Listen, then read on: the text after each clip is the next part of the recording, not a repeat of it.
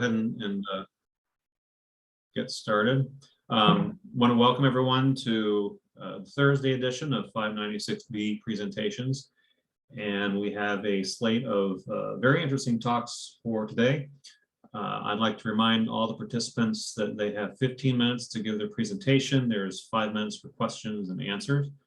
I'll be keeping track of time, so we'll keep the schedule on the road here. I'd also ask that as you get questions in the chat window, that you repeat the question so it can get picked up in the recording, and then respond accordingly. There'll be a URL that's put in the chat window eventually about I guess we provide comments back on each other's presentations.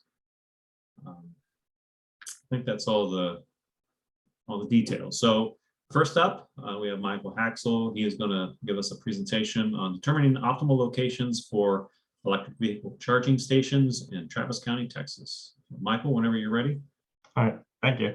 I'm just going to warn you guys, I'm terrible at presenting, so my voice is going to crack a lot and it's not going to sound great. But so today I will be discussing my capstone project, which is determining optimal locations for electrical vehicle charging stations in Travis County, Texas. To give a rough order of operations, I will first review the project background, the objective of the study, and outline the methodology used, present the study results, its limitations, and finally discuss the conclusion. EV adoption is on the rise. The graph presented in this slide indicate the projected trend in EV adoption that was identified in a recent study by the Texas State Legislature. The overall trend of the results indicate a 6% yearly average increase in electrical vehicle registrations for the next 8 years. Shown in the table here are representative demographics of Travis County, Texas, specifically the total number of electrical vehicles, charging stations, and their respective levels. So first, why Travis County? Travis County contains some key indicators that contribute to higher EV adoption rates. First, Travis County is the 5th most densely populated county in Texas, with one of the largest populations. Next, over 50% of people over 25 have a bachelor's degree or higher. And finally, the median household income is $75,000, which is pretty high for US standards. So in this slide, I present the coverage of current electrical vehicle charging station coverage. As mentioned in the former slide, there are 500 charging stations available in the county. While the network is expansive and does cover large areas of the county, it does have gaps. And so I'll try to point out some here. This area right here is around the University of Texas at Austin, and there is a large segment of multi-unit dwellings there. These multi-unit dwellings do not have accessibility to charging stations, as they lack the facilities to do so, which could be done at a single unit dwelling. There's also a gap down here in the southern part of Austin, and then going up towards the northern parts of the county, there are also some gaps.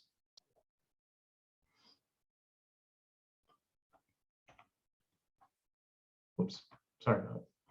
I'm sorry. So there are 4 key objectives there was 4 key objectives to my study. It was to analyze the current coverage of the electrical vehicle charging station infrastructure in Travis County, create a user demand model based on location attributes to determine areas lacking accessibility to public electrical vehicle charging stations, identify optimal locations for the installations of future electrical vehicle charging stations, and create a low-cost, repeatable suitability model that could be used by local policymakers to make informed decisions. So the methodology is based upon the electric demand model used in the E-Road Pisk-Deggendorf project, with the goal of determining optimal locations for electrical charging stations in southeastern Texas. The model focuses on a user and destination-based approach to locate prospective sites. The steps shown above present a condensed workflow of how to refine variables and carry out analysis. In this step, data is derived from the source materials and then aggregated for use in the model. The focus of this step is to determine the amount of time a vehicle is stationary. By doing so, this allows the researcher to determine the average charging time per point of interest location, which I will explain in the next slide, or in the next 2 slides. So to begin, we start with user groups defined as variable G, and they are summarized into 6 different groups and divided by age with a range of 15 to 65. Next, there are points of interest. These were created using spatial data from the City of Austin, Travis County, and the company SafeGraph. There are 4 primary designations within the points of interest: living, recreation, shopping, and working. And I can go into the questions, I can outline these a little more. Finally, with the creation of user groups and points of interest, dwell time is identified as variable DGP, can now be calculated for each user group by POI type. Dwell time is defined as the percentage of time spent at a particular POI type. The variables mentioned in this slide and in the slide before are then inputted into the model's formula to determine available electric demand for Travis County, Texas. This is done by multiplying the average yearly EV energy demand, the EV adoption rate, the percentage share of current vehicle owners, the number of residents, and finally the dwell time per user group.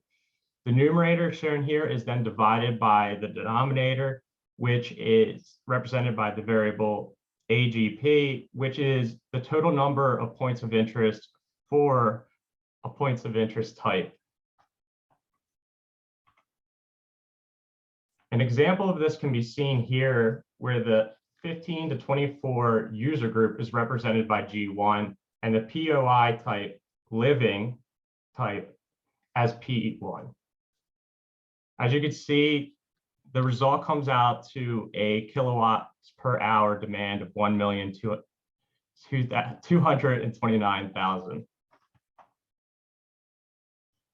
Next, the maximum walking distance for each user group is determined by past research regarding walking distances are inputted into the ArcGIS Network Analyst tool, Generate Service Area. This tool creates isochrone polygons representing the maximum walking distance based upon available surfaces and area accessible to a walking pedestrian.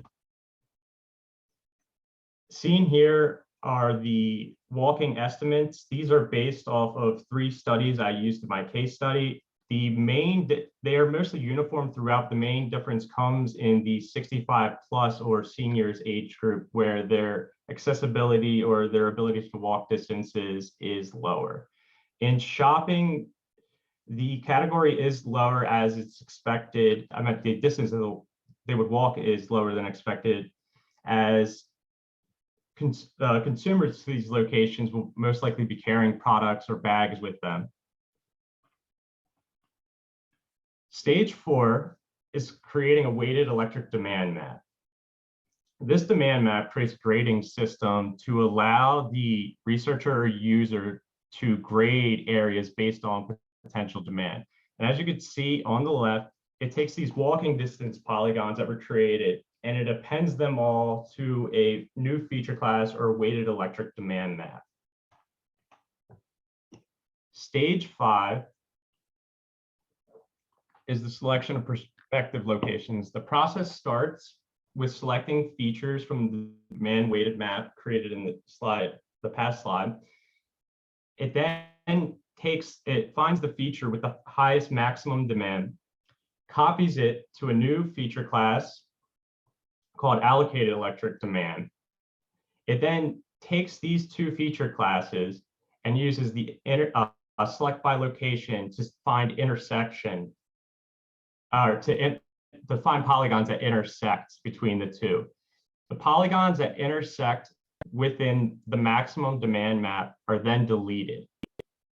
Then this process keeps going until the goals of the electric demand model are met. In the case of my study, I was trying to find 30 new locations for electric charging stations. So I had the program stop at 30. The results. The 4 columns here represent the electric demand results for each point of interest types. The bars are split up according to the electric demand for each individual user group. As you can see, the living and working available demand of any PUI type, of available demand type had the highest. In total, the model determined that there was 19,988,000 kilowatt hours of available demand for the region. These totals are then taken and then divided by the number of points of interest to give an even distribution of demand for each polygon, which I will show you in the next slide.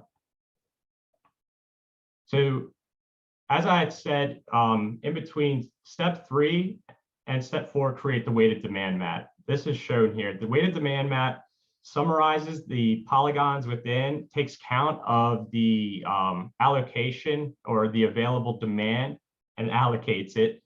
And then the larger the number of PUIs within a polygon, the higher the demand is. And as you can see, it really varies in range from 500,000 kilowatt to 596 for some smaller ones. And then this summarizes the amount of PUIs or locations within walkable distances. As you can see, the electric demand was mostly allocated between 2 PUI types, living and working. In this case, each living point is assigned 17,000 kilowatt hours, while recreation is assigned 6,623, shopping 596, working 31,000. And then presented in this slide are the results of the site selection. The process yielded 30 polygons that consumed 32% of the total electric demand. And then the summary of covered PUIs is there's 580 that were included in this. 195 of them were living, recreation was 135, shopping 183, working 67. The map on the left shows the 30 highest areas of available electric demand in Travis County, while the map on the right uses a bivariate symbology to display areas with available demand in relation to the number of PUIs within them. So I'm going to show, for the next slide, I'm going to show the polygon labeled number 1. This is the area with the highest allocated available demand. As you can see, the majority of PUIs in this slide are designated as living, which produces the largest amount of available demand per PUI type. With that in mind, the next step is to select the charger type, which in this case would be a level 2 because of the long dwell times usually associated with the living PUI type and multi-unit dwellings. The results presented here are a little different than the former one. As you can see, there is a greater diversity of PUI types, though due to the dense clustering of multi-unit dwellings, the makeup of the demand is mostly weighted towards living. And then finally, this is the summary of the results. So shown in the light red is the current EV station coverage, and then the inclusion of the 30 sites make up for some of the gaps that I was talking about earlier, specifically in the University of Austin area, down here in southern Austin, and then in the northern part of Travis County. I know I'm getting very close to my time limit here. All right, so study limitations. For the analysis of the EV charging station in Travis County, there were a few limitations. First and foremost was data set format. The safe graph data was very beneficial, but the geospatial accuracy of it was very off. And as such, I had to use Travis County imagery and then georeference almost every single point. It was very time consuming and it took away from some other processes that I would like to do. Another limitation of format was the American Time Use Survey, which I used to get time use estimates that were used for dwell time. The way they bin certain categories or activities it was hard to differentiate how they would fall under certain POI types. Then some other limitations were just data set or tool availability. So there actually is tools that can estimate demand like this, but they're only granted access to higher level organizations or private companies, and you have to pay for them. And then the last part is all EV charging station companies actually have data on the dwell time, average usage at their charging stations. Unfortunately, they don't publicly disclose any of this information, so it's hard to verify the result. It makes it harder to verify the results of my study because I can't compare the dwell time. I can't test the dwell times compared to points of interest that are at EV stations now. Conclusions. As most site selection models rely on advanced level operations like generic optimization algorithms or mixed integer linear programs, the electric charging demand model provides an easy and cost-effective alternative for site selection. The model allows for the inclusion of new variables in an easy fashion and can be refined to include more, such as what I had done in this study with multi-unit dwellings.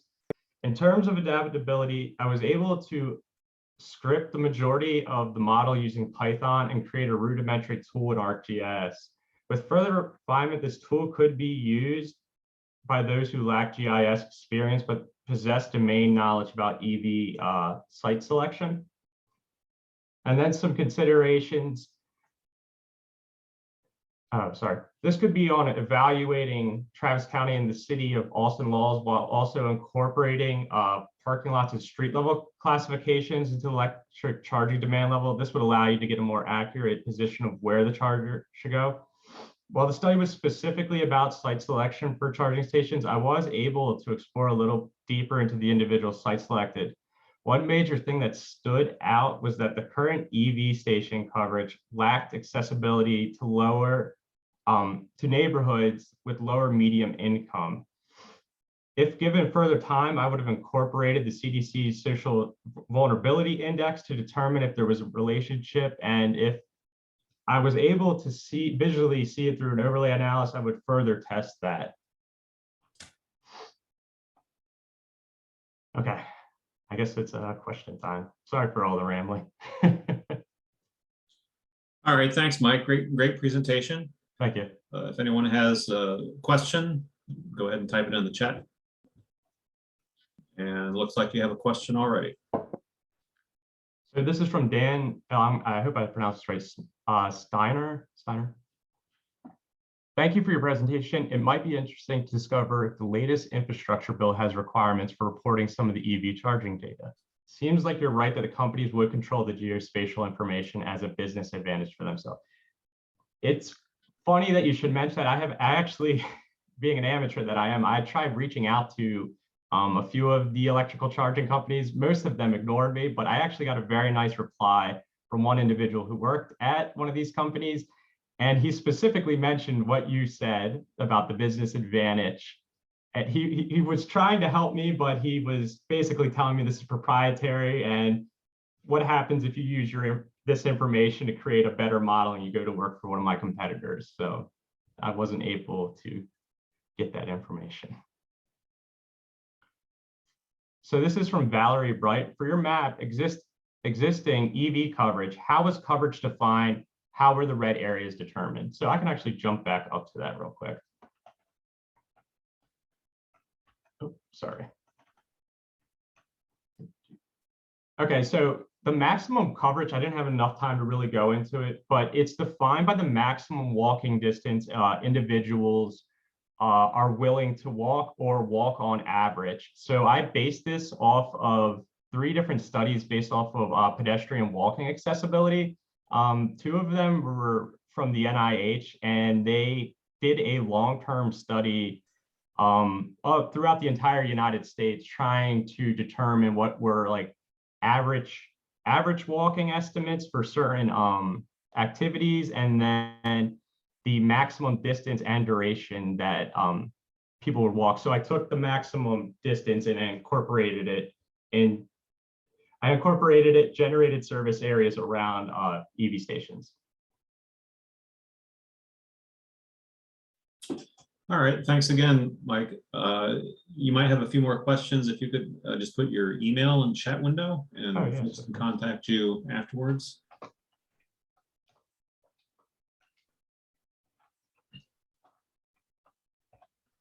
And then when you're finished, if you stop sharing your screen, we can get the next presenter up there. Andrew, if you want to go ahead and start sharing your screen.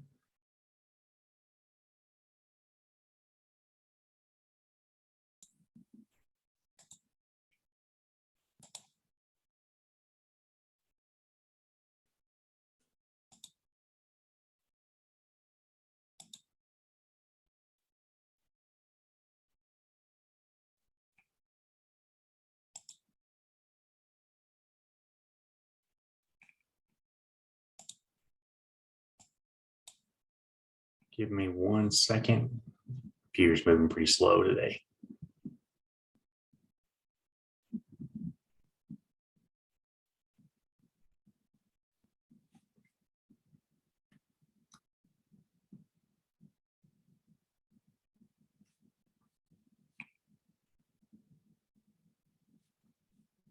All right, does everyone have my screen? We see your screen, but we don't, the presentation hasn't started yet. It may be delayed. Ah, there we go. Okay. There we go. Yes. All right. Good morning, everyone. My name is Andrew Hicks. My advisor is Dr. Alan Taylor.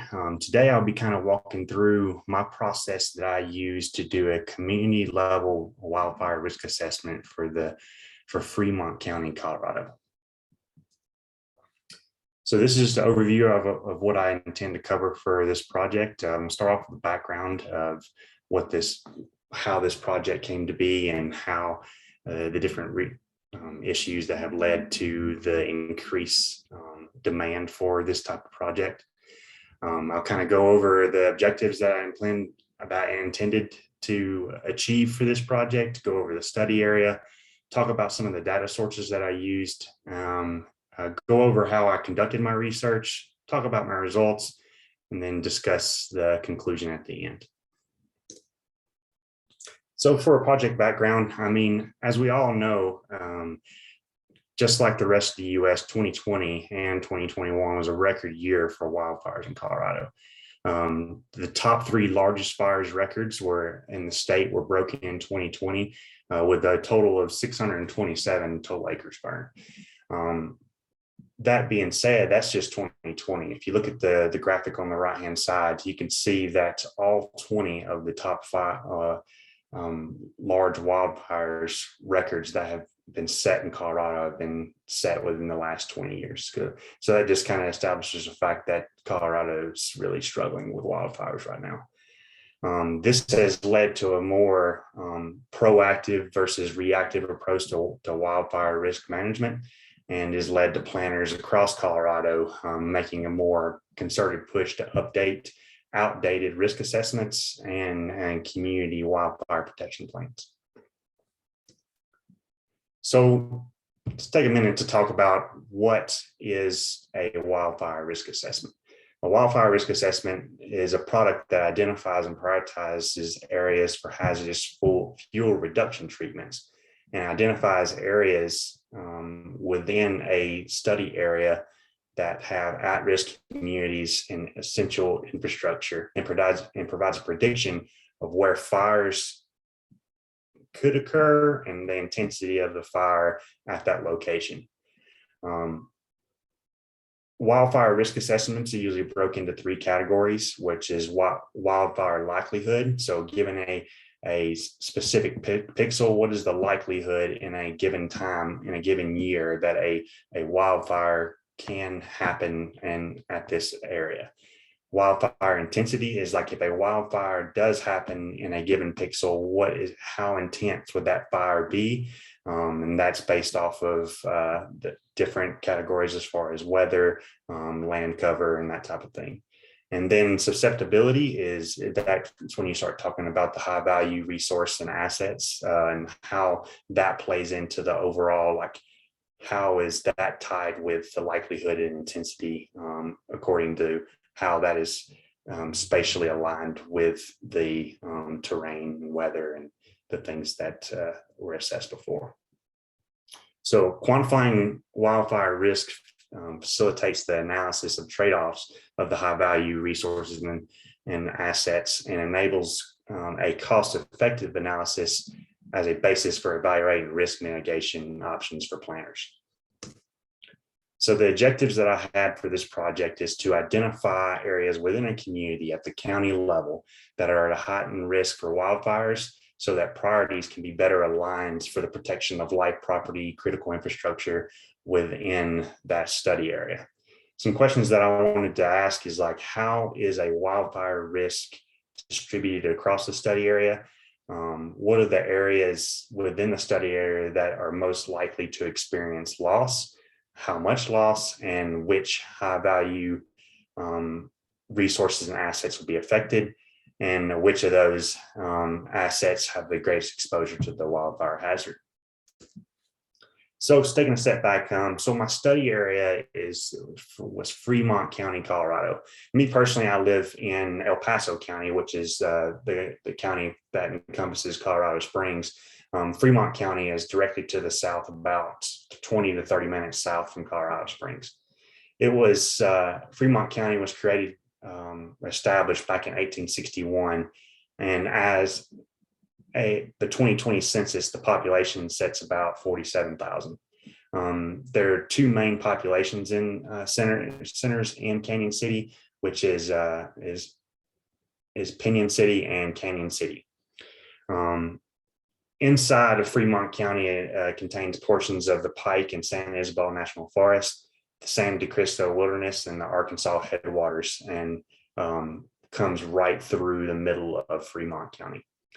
Fremont County is encompassed by heavily mountainous terrain with vast forested areas consisted of mixed conifer, pinyon juniper, shrubland, and grassland, as you can see by the vegetation class to the right-hand side.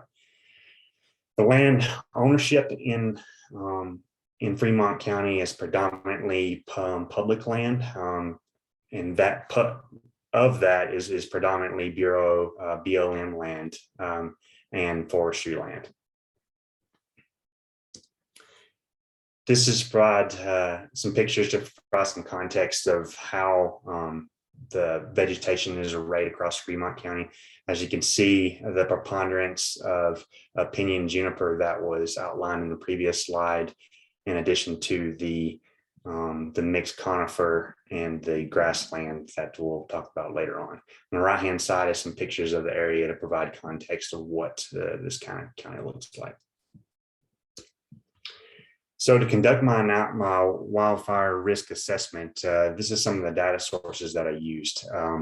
First, I applied for and got access to burn model data that from the FSIM burn model that's provided by the U.S. Forest Service.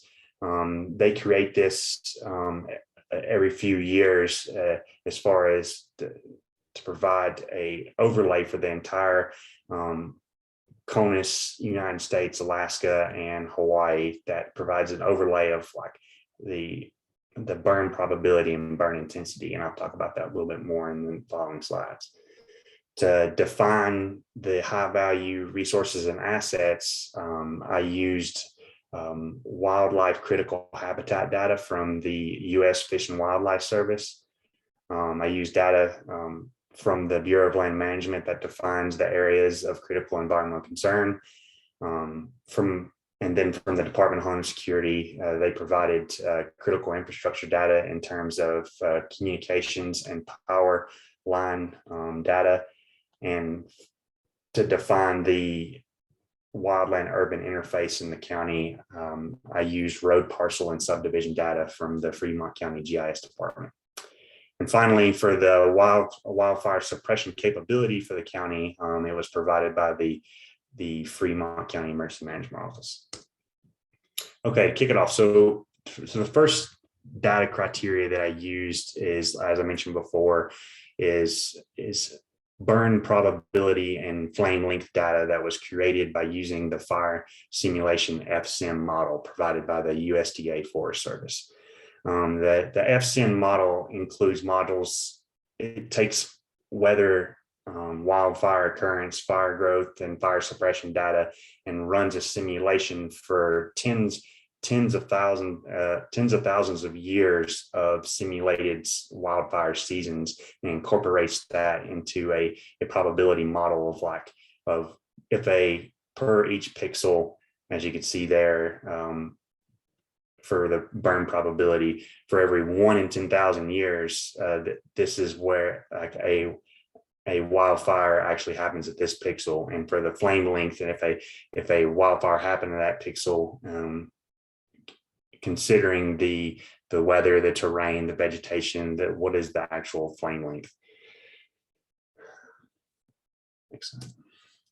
So for fire suppression capability, as I mentioned before, I worked with the fire department in Fremont County to kind of look at how they are arrayed for their fire protection districts. Fremont County has 8 total fire protection districts, 2 of those being full-time with the Canyon City Fire Department and the DOD Fire Department at Fort Carson, but predominantly across the entire county that the majority of the fire protections are on a volunteer basis. And as you can see, those volunteer fire departments cover large swaths of the county. As you can see there, as looking at the analysis, over 663 square miles of the county is not covered by a fire protection district, but only less than 100 of that is completely not covered by either the Bureau of Land Management or the Forest Service. So that's something that I consider as far as assigning risk and assigning mitigation factors for the suppression capability. To define the wildland urban interface for this analysis, first let me take a step back. The wildland urban interface, if you're not familiar with it, is described as a zone where structures and other human development meet and intermingle with undeveloped wildland or vegetative fuels. This area proposes a tremendous risk to life, property, and infrastructure in those communities that are in the WUI, and is one of the most dangerous and complicated situations that firefighters face. I developed my wildland urban interface data a little differently than traditional methods of using raster analysis and imagery analysis. And I used parcel data, or county parcel data, to identify residential and developed areas that have assessed housing areas within the parcel. And then I used that parcel data and confirmed that against satellite imagery to confirm that there is infrastructure within that area. After spending a lot of time as far as validating that data, I created, it was estimated that over 72% of the total area's population live within a WUI. And so that means that, as you can see, most of the population is arrayed outside of the heavily industrialized area of Canyon City. Another thing that I gleaned from this analysis is that over 30% of the identified WUI areas were identified on a single entry or exit road. And as I'll discuss a little bit later, I assigned a higher risk to those areas, because if that single entry or exit road was cut off, it severely increases the risk and the capability of any of the fire assets to respond to any fires in that area. So for the other HVRAs that I considered, as far as for the wildlife habitat, I used habitat data from the Fish and Wildlife Service and then the areas of critical environmental concern from the Bureau of Land Management to identify areas of key environmental concern within the area, as you can see at the graphic below. I also considered critical infrastructure, like I mentioned before, specifically communication and transmission lines, as far as as they are very high value and potentially high risk assets due to the potential loss of service if a wildfire did affect those lines, and as they are a potential known ignition source for wildfires. So the methodology I use to combine this data is, as you can see there, as I mentioned before, I pulled data from the FSIM outputs to pull burn probability and fire intensity data, and combined that with a weighted suppression capability layer to deduct a certain level of risk according to the suppression capability from the total wildfire hazard to create an overall wildfire hazard overlay. So for the HVRA identification, I worked with the local agency, which is their emergency manager down in Fremont County, to assign a weighting as far as like a relation to importance and total extent for the area, to assign a weighting to the three criteria I use for HVRAs, which with the WI being rated the highest, the critical infrastructure the second highest, and the habitat level as the third highest, which created a HVRA weighted overlay. And I then combined those into an integrated wildfire risk map, which is the following slide. So this is the final output that I came out with.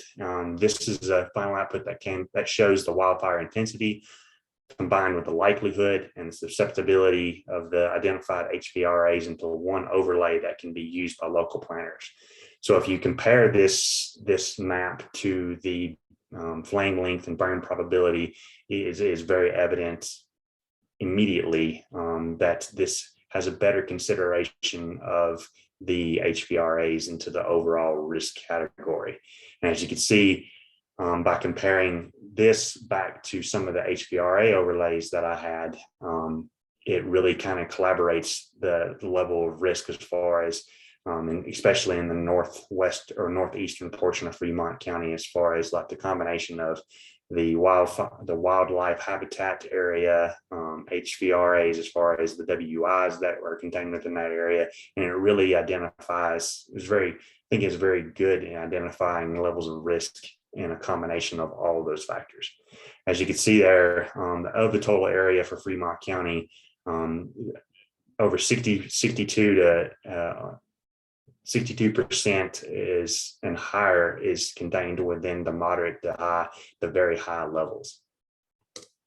So that's the final product for the county level. So moving forward, I am working with the emergency managers at Fremont County to develop their CWPP with the products that were created here, and moving forward over the next 4 months, that I'm working with the county to conduct an analysis at a smaller scale to provide assessments to the 6 other CWPP, community level CWPPs that are contained within Fremont County. So it doesn't end here. These are a few of my resources that I used. Some quick acknowledgements. I'd like to thank Dr. Taylor for his expertise and guidance. He's really kept me on track, and I'd like to thank the team down at Fremont County that's fully integrated me into their team, and then really provided good input as far as what they're looking for the county level teams. That's it for my project. I'm gonna open it up for any questions. Okay, thanks, Andrew. Great job. Looks like you have a question already in the chat window. Okay, I've got it from Valerie Bright. Really nice use of the table of top wildfires that start to set up the importance of the research. Have you compared your output to wildfire intensity likelihood to historic fires? So one of the things that's included with the FSIM model is they include historic wildfire intensity into the model. So that's one of the things that historic wildfire intensity and some of the historic mitigation efforts is included into the analysis. But that's something, that's the next step. I think working with the community leaders is to see how the risk assessment that I created here compares to historic wildfires in the county. So that's something I'm looking at moving forward. Thank you. All right. To keep the presentations on schedule, you want to put your email in the chat window, and other people can contact you with questions they may have as a follow-up. Great. Let's see. Justin Frazier is up next. Justin, if you're able to start sharing your screen, that'd be good for us to see.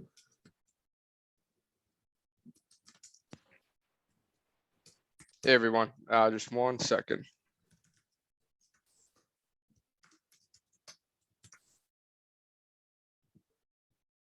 All right, that's good.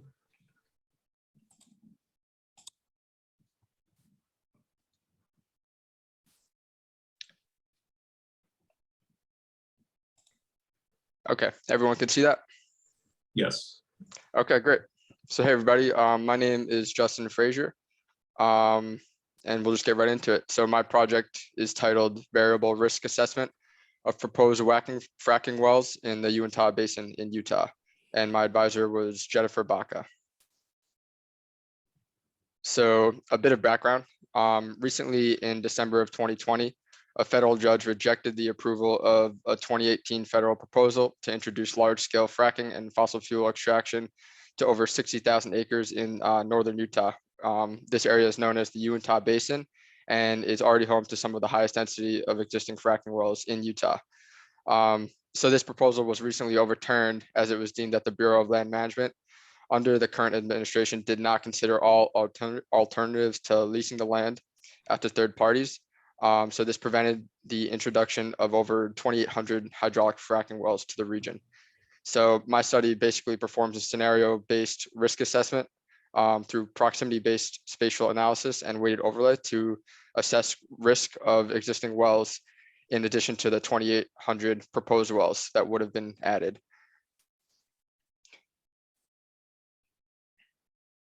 So a bit of introduction into my analysis.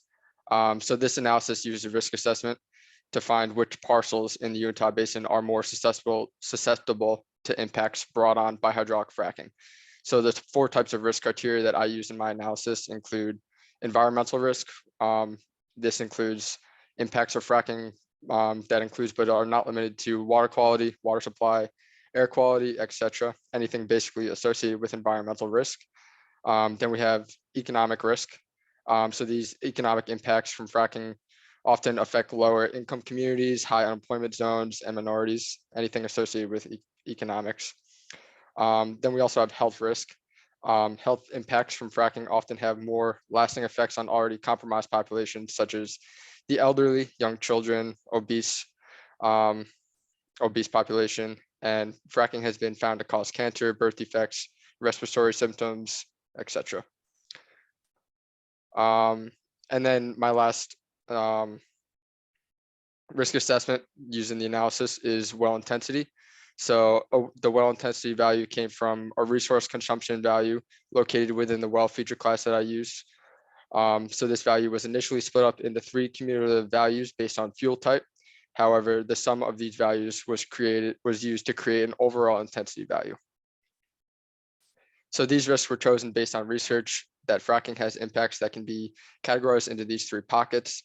Each of these risk levels was calculated using numerous sub-criteria pertaining to that risk type.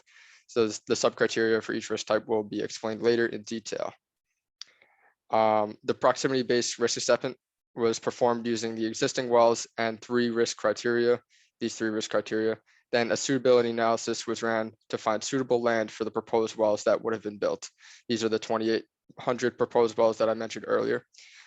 These wells were added to the existing well network, and then the same exact risk assessment was performed once again, this time including those proposed wells in the well network.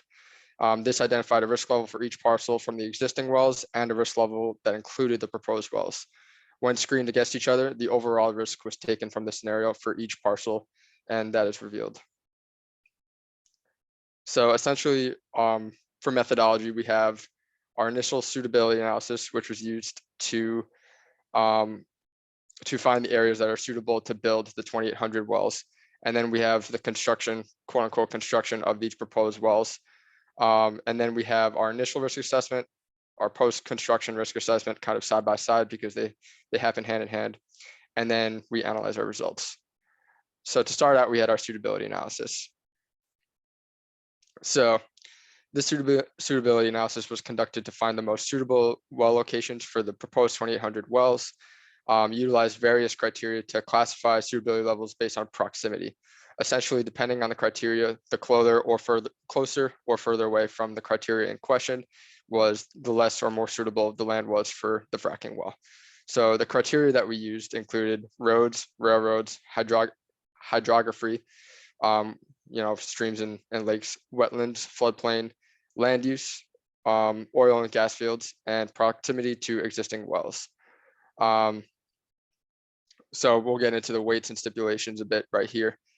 So for roads, the weight we used for the weighted overlay was a 6, and it was basically using the closer the proximity, the higher suitability.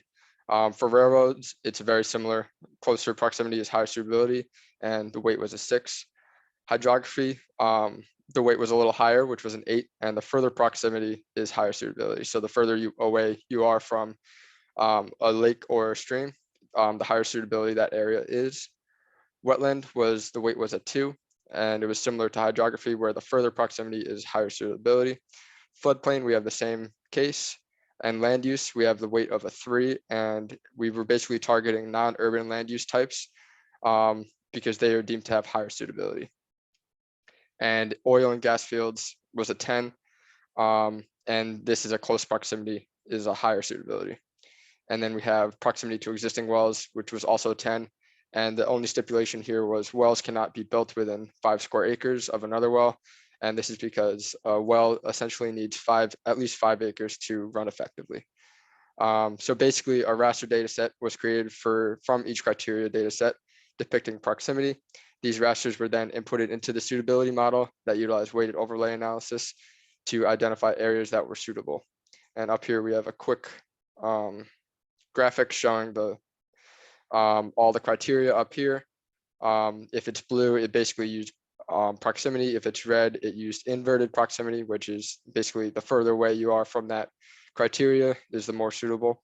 And then we have a tool, which is the suitability model. And then we have our overall outcome, which is suitable land.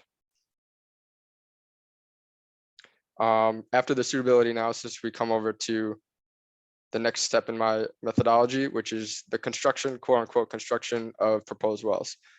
So once we have the most suitable land to build these new fracking wells, and once that's identified, a new feature class was created for proposed wells. Our random point generator was then ran to create 2,800 new wells within the identified suitable areas that was gathered in our first suitability analysis. And as stated, each new well was to be at least 5 square acres apart from any other well. This is on the basis that we need 5 acres to run efficiently for each well. In addition, the cumulative fuel consumption of each existing well will later be used to calculate existing risk. And the same needs to be done for the new proposed wells. So this value is referred to as an intensity value in my analysis. And to calculate this intensity value for the proposed wells, I use an IDW interpolation method, which was ran to interpolate an intensity surface over the basin. This is based on the existing well's intensity. So then I ran a zonal statistics to calculate the intensity value of the location of each proposed well. This is on the basis that wells will tend to have similar resource consumptions based on culminating factors in the area that they are located, and the existing well information was a good way to identify this. So once we have our proposed wells constructed, we then can go over to our initial risk assessment. So for our initial risk assessment, to assess risk for each parcel, each sub-criteria was used to create a proximity raster. This was completed using the kernel density interpolation method. And as stated, the 4 criteria used in my analysis: environmental, economic, health factors, and the well intensity. Each of these criteria was created using a substantial list of sub-criteria, and the sub-criteria rasters were joined together using a weighted overlay analysis to create the larger bracket criteria. Once I had the larger scale criteria, these were ran through weighted overlay analysis to get overall risk overall initial risk. The breakdown of sub-criteria and weighting can be seen below. So essentially, we have our larger criteria, which is the well intensity, environmental, economic, and health risk. But what make up those criteria include things such as, for environmental risk, we have wetlands, floodplains, hydrography, stream monitoring sites, lake monitoring sites, underground storage tanks, anything that can be associated with environmental risk in the area. Same goes for economic risk. We have enterprise zones, employment rates, projected home income, transportation analysis zones, basically traffic going through an area, which can create higher economic stimulation or lower economic stimulation. And then we move on to our health risk, which includes distance to medical facilities, obesity levels, population over 60, air monitoring stations, water monitoring stations. And then we can go up and look at our graphic, which basically shows the larger scale criteria, their weight. Well intensity had a higher weight of 5 because that was the most affecting criteria. And then we have our environmental risk, economic risk, and health risk, each with a weight of 1. We run through those through the weighted sum overlay, and then we come out with our initial risk assessment.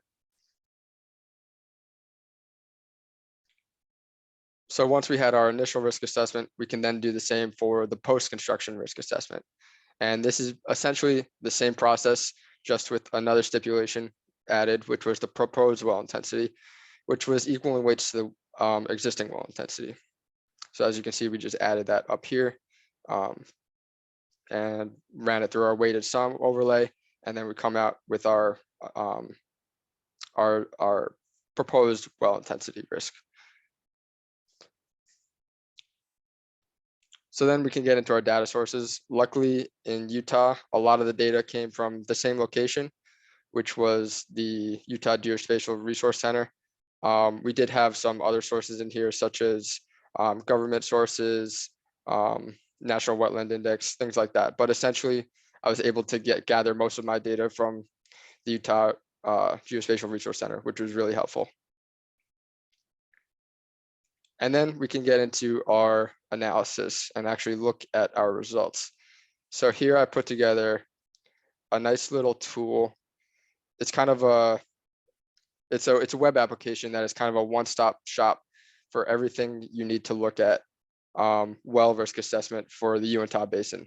So this is a really helpful tool for government employees, local officials, planners, anyone that wants to look at effects of building wells, or even looking at risks for existing wells. So kind of the layout of the land here, I'll run through that real quick. So over here on the side, we have dials for risk assessment. We have existing well risk. This will show risk for existing wells. We have proposed wells right here, and then we have the combined wells. Over here, we have our layer list.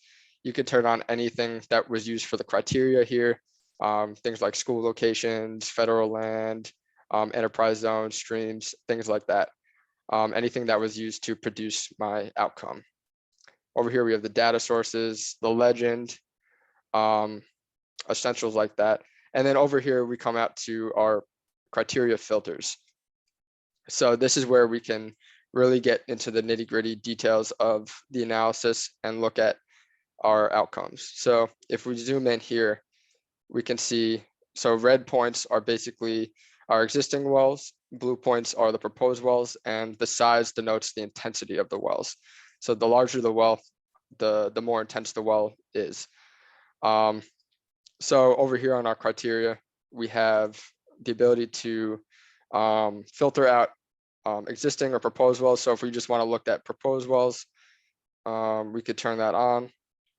And that just gives a better visualization of where these proposed wells were built. As you can see, most of the proposed wells were built in areas that were already high density for existing wells, which supports the effectiveness of the suitability analysis. you're not, you're not going to build a proposed well in an area that is kind of off on its own, not around existing wells. So that just supports the effectiveness of the suitability analysis. But as you can see, we have our parcels that are symbolized by overall risk. So this is overall risk, which is including existing wells and proposed wells. And we can see here that basically the existing well risk for this parcel is 62.98.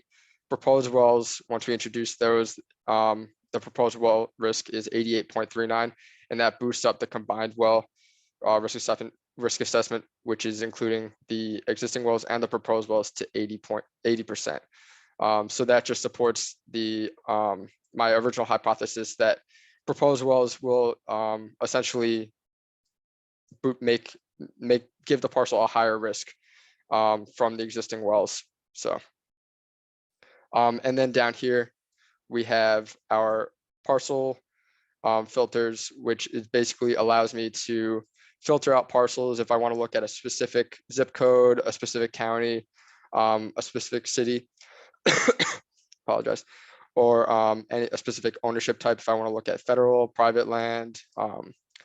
Basically, like I said, it's just a one-stop shop for anyone who really needs to look at this type of data. And this type of tool can be easily created for other areas. Other areas that are looking to build fracking sites. And then up here, we just have a well counter. So if we want to look at this specific area, we have all of our risks over here, and then we can go over here and see how many wells are on this screen extent right here. So, and then another helpful tool that we can look at is the spyglass viewer. So this basically turns on, outside of the spyglass, we have the parcel symbolized by existing risk, and inside the spyglass we have parcel that is symbolized by combined risk. So if we look out here, this shows that this area has moderate risk to existing wells. But if we look in the spyglass, we can see that the area overall has, once you add the proposed wells in, has a lot more risk in the area. So that's another helpful tool to visualize proposed and existing risk and combined risk. So yeah, and then we can get back to the overall presentation. So findings. So in general, the results of the suitability analysis found that the highly suitable areas were already areas with a high density of wells located on them. This supports the credibility and accuracy of the suitability analysis. The findings in the web viewer revealed that the presence of proposed wells generally raises the overall compound risk for each parcel, which was my original hypothesis and was expected. The higher the proposed risk, the higher the overall risk from the initial risk assessment. It also found that much of the higher risk parcels are located on federal land, lending support to my original hypothesis that the proposed wells will have great impacts to federally protected land. And while risk is generally increased with the addition of these proposed wells, it seems that much of the added risk is proportional to the existing risk. So this lends support to the theory of sacrifice zones being implemented. And a sacrifice zone is a geographic zone that is permanently impaired by heavy environmental alterations or economic disinvestment, often through locally unwanted land use. So this goes with the idea that this fracking needs to happen somewhere, might as well keep it all in one place. So then we get into some possible risk mitigation techniques. So to reduce risk in high risk areas, the best risk mitigation techniques would be to construct features that are contributing to the high risk levels with their absence. So for instance, if a parcel has a high risk, some contributing environmental factors may be due to the site being very far away from, say, a water monitoring facility. In this case, constructing a water monitoring facility would help alleviate risk levels on that parcel. So this same principle can be applied to any contributing criteria. So then we can get into questions. All right, thank you, Justin. That was a very interesting application you built. Thank you. Looks like you have a question in the chat window. All right. So Michael says, Justin, was the web application built using a standard template in AGOL, or did you use the ArcGIS API to program the application in HTML/JavaScript? So this was created in AGOL using a standard template.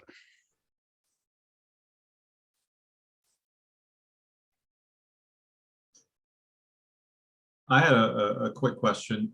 Your initial weightings that you had for the various features, did you experiment at all with different values, or how did you come up with those weightings? I did experiment with some values. These weights were basically, I came up with them based on research throughout the entirety of the project, taking inspiration from previous similar analyses. So it's not just coming out of the top of my head. It's come from previous reports and research, and through experimentation as well. So. All right. If you could put your email in the chat window, if anyone has a follow-up question they'd like to contact you, that'd be great. Sure. And then Brian, I think you are up next. You want to start sharing your screen? Yeah, let me know if you can see my screen. How about now? We see your screen, so you can go ahead and take off when you want. Okay. Hey, my name is Brian Sweeney. My thesis advisor is Dr. Brian King. This is a spatial analysis of political violence in separatist Donbas region of Eastern Ukraine in the time period 2014. This falls within the field of political geography and conflict geography.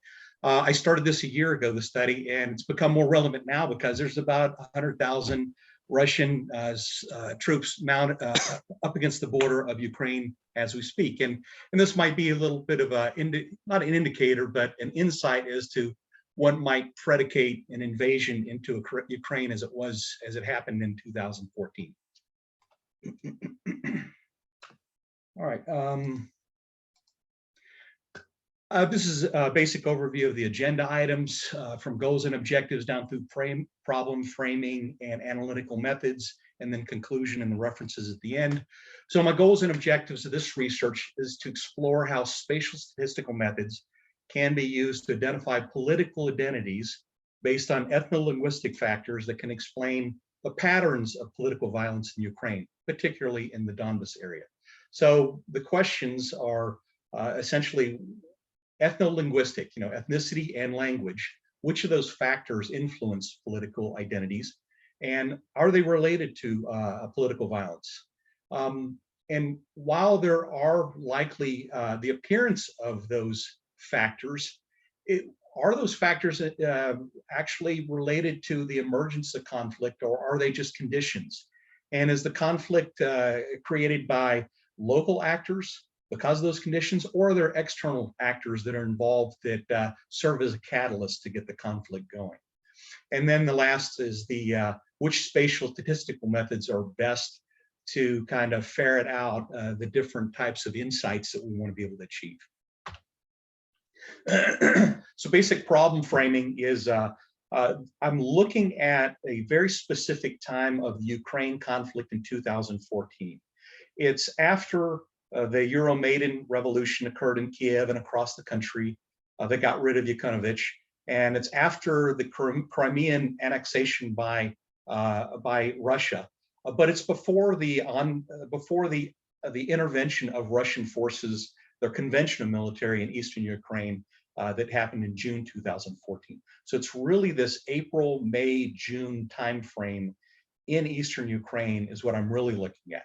If you look at all the events, it's about 1,300 events occurred during this time frame, both before, during, and after the time frame of study. You see there's a heavy K-density clustering in eastern Ukraine, which suggests, okay, what's going on there? What makes that place more violent or more prone to political violence than any of the other parts of it? You also see in the background a thematic map that shows from white to gray, the gray being the higher density or the higher percentage of Russian language usage by the local community. So you see there's certainly this East-West dynamic between Ukrainian languages versus Russian languages. And my key findings, and I'll say them right up front, but I'll hit them again at the end, that even though history has deposited Russian peoples in Ukraine, it's created an argument for a cleft country. That it's really, Ukraine is really two different countries. And a lot of political actors are using that narrative to exploit a separatist movement to divide up Ukraine because of that.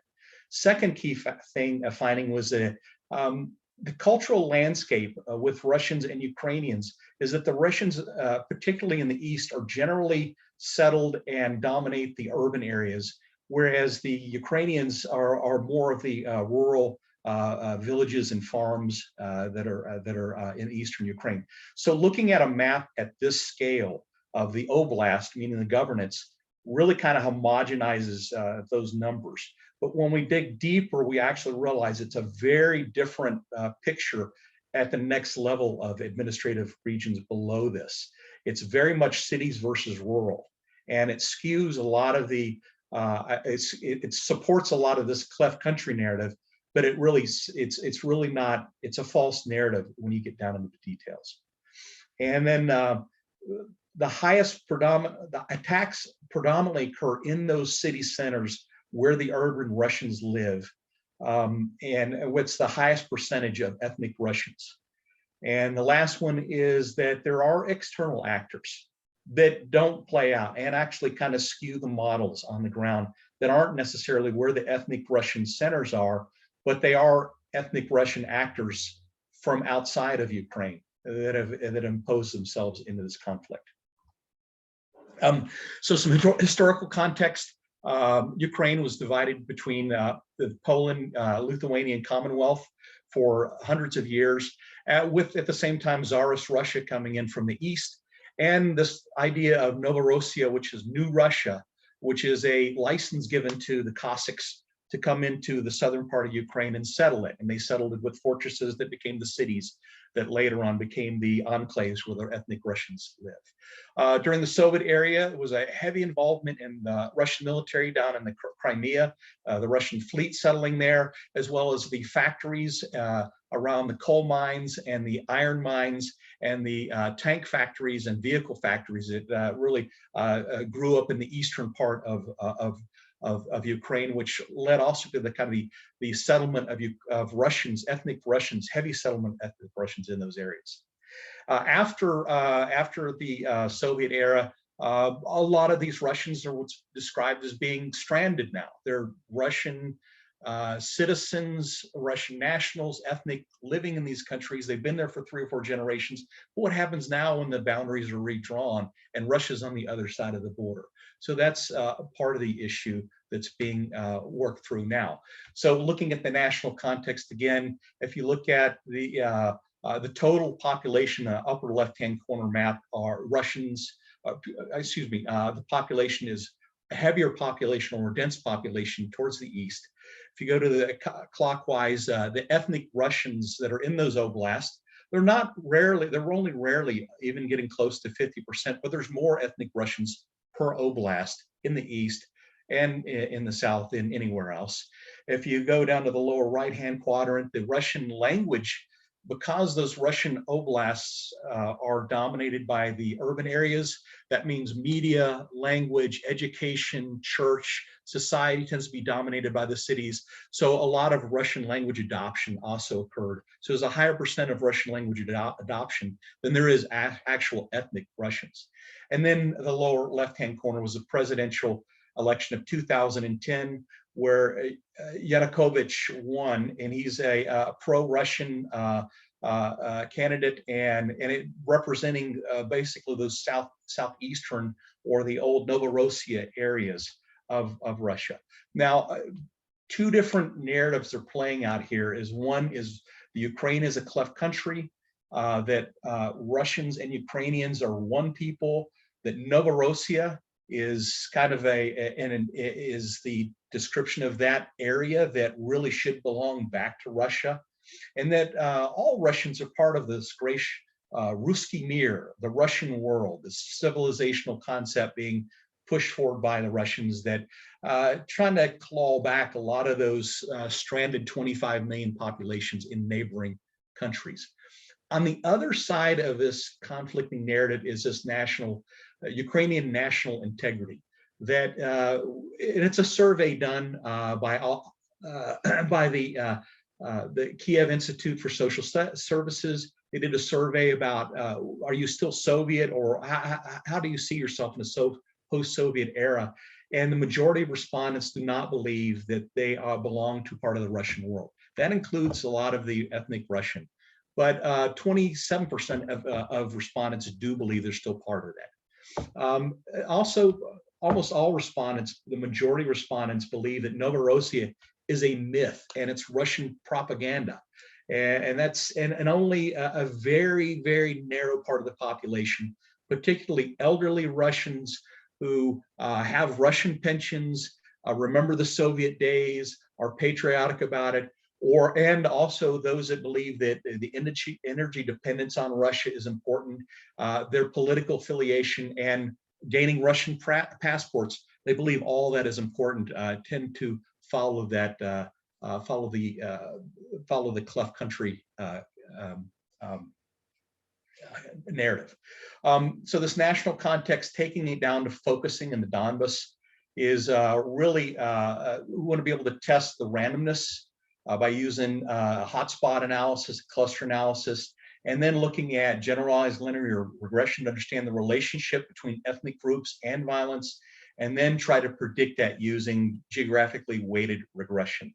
So I've got the regression model shown on the side. The data sets I'm using are the START Global Terrorism Database.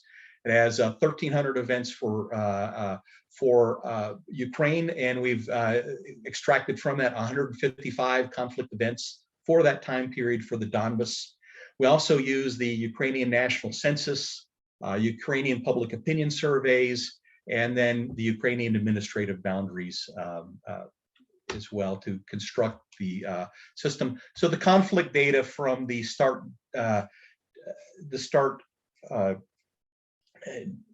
terrorism database for this time span, if you look at it, it's primarily military targets. And this is before the introduction of Russian military forces. So this is separatists targeting the military, the government, the police, and then media, followed by kind of a bunch of different types of targets. If you look at the timeline of the targets down at the bottom, the initial insurgency, which I've labeled as a covert action for reasons I'll explain a little bit later, really focus on police and government targets and media targets. Then as the Ukrainian military shows up, you start to see those green bars, which are Ukrainian military targets, start to get hit. And so it escalates very much at the first. So what I found in trying to create a properly specified model was very difficult, and that a lot of attacks were occurring in the upper and the left-hand side of the space, not necessarily around these population densities or around these ethnic conflict areas.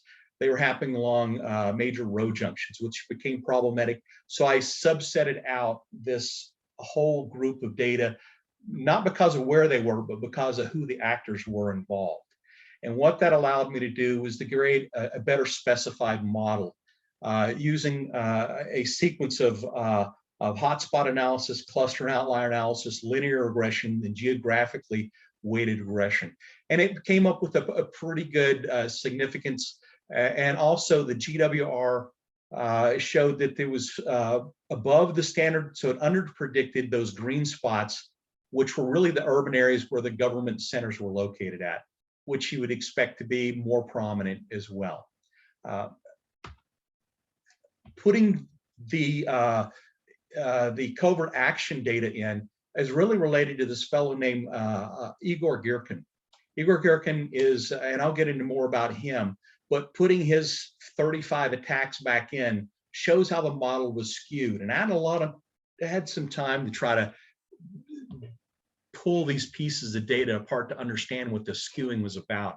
And what it showed was this skewing, this hotspot was definitely skewing it. And Girkin's attacks were not consistent with local uprisings in the urban areas and in around government buildings and police stations and stuff like that. This was out of bounds. It was not following the rest of the pattern.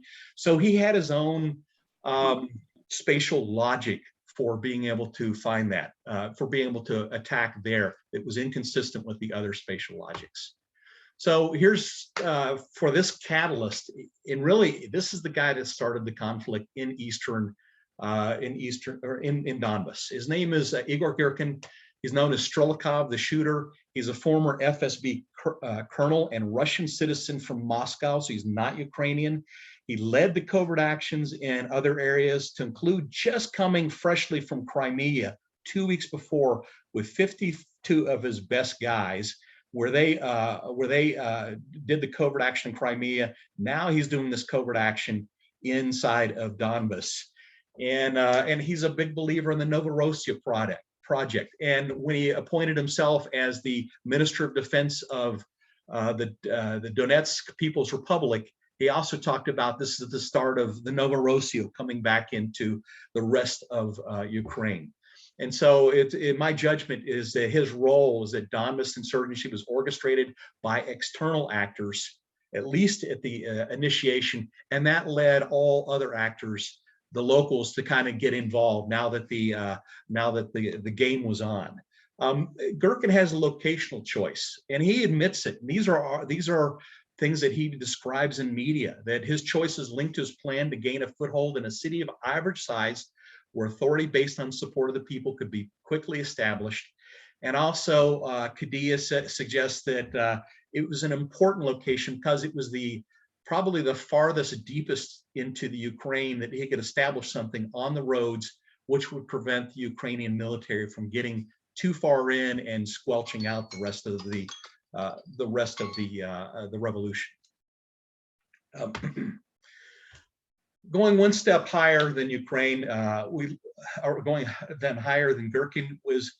If you look at this chart, it really talks about the Russian connection and how the authority from Putin and the annexation of Crimea and the involvement of Alexander Bordai and Igor Girkin were both in Crimea, working for the prime minister of Crimea. And as soon as that was finished, they moved right over to Donbas and did the same thing in Donbas, taking the same group of 52 guys with them to execute those actions there. So while there's no direct linkage between Bordai and Girkin to Vladimir Putin, there is a direct linkage between them and the prime minister of Ukraine, who is directly linked to Putin, and all the other funders and ideologues who were involved in this. So it's not a slam dunk, but it is a high probability that those external actors were working on behalf of the Russian government in a covert action to instigate the separatism movement in Donbas. And if it worked there, then maybe they could continue to push further to the west. To conclude, it's the same points I brought up again, that it's really only the appearance of a cleft country, but which political actors are arguing for the separation and using it to justify it when it really doesn't fully exist. If you get down to the deeper district levels, the cultural landscape of urban Russia versus rural Ukrainians, it paints a very different picture than looking at it at the surface level that everybody likes to look at. And then the third item, which is the attacks predominantly occur in the city centers, where the highest percentage of ethnic Russians also exist and participate in those actions. So there's the correlation we were looking for. And then the outlier is that the Russian external actors were used as a catalyst for the conflict to start the thing going, so that the locals would join in. And that's a pattern we've seen, I think, in Bosnia and other places as well over the past. So that concludes my presentation. What are your questions? All right, Brian, thanks for that great presentation. While we wait for a question to come in, I'll kind of start things here. So Putin's made overtures about keeping, I guess, the hotbed of Ukraine on his radar. has, or what, in your opinion, does NATO, the presence of the US, do any of those play a role in the stability of that region? Yeah, I think NATO and the U.S. both play a role in the stability in the region, in that they can shore up and show resolve that Ukraine is not going it alone. I think also forward placement in places like Kharkiv, some of those forward edge oblast of NATO forces certainly puts a marker out there that if you attack locally and NATO forces are involved, then it could raise the risk level for Putin. I don't think NATO would push that far forward to kind of instigate something like that, but I do see Putin potentially might test the waters by doing some covert action to see if it takes locally. If it takes, then he could always go in and justify his intervention by saying he's protecting Russian citizens. If it doesn't take, then he can say, hey, I wasn't involved. And that way he doesn't lose face out there. All right. Yeah, either way he wins, right? Yeah, it's really in game theory, it's a dominant strategy to do a covert action. He wins either way. All right. Keeping things on schedule, you can put your email in the chat window if. Oh, Okay. We have time for one question. Yeah.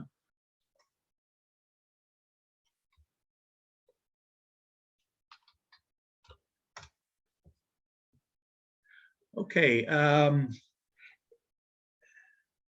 MMB to everyone, what could your analysis show how to counter this action by outside actors? Could it be used to turn it against them? Yeah, I think it could show that one, they've got to choose areas that would be conducive to action, to covert action, and then two, they're going to do it in a place that is on a strategic location, a key piece of terrain, a road junction, major city, rail lines intersecting as well. So I think that it certainly shows where you would want to look for those indicators, and maybe even preempt it by positioning forces there to or police authorities there to mitigate that before it occurs. So I think that's mitigating that risk is probably something that would probably be a good strategy. Any other questions?